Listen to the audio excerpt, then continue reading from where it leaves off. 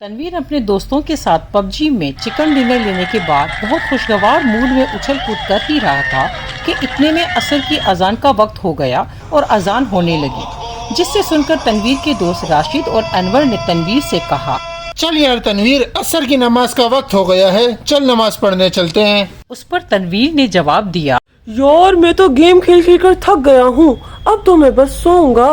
तनवीर ये कहकर सोफे पर ही सो गया।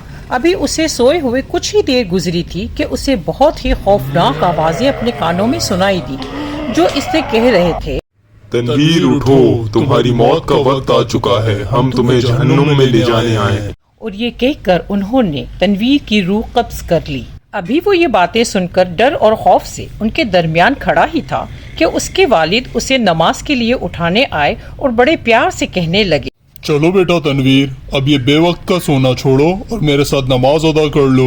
जब 2-3 बार उठाने पर भी तनवीर ने कोई जंबिश ना की तो उसके वालिद उसके पास गए और देखा कि तनवीर सोफे पर बेजान मुर्दा पड़ा हुआ है।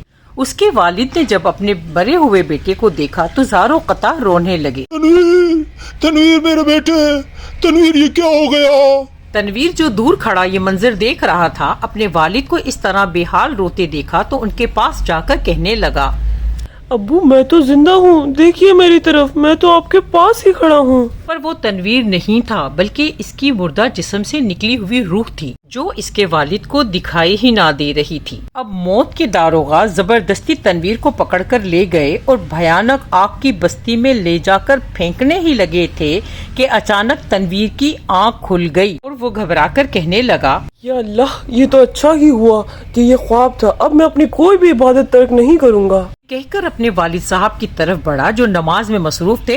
अपने वालिद साहब के कांधों को छूकर कहने लगा, अब्बू मैं आपसे वादा करता हूँ कि आइंदा मैं हर नमाज पाबंदी के साथ पढ़ूंगा।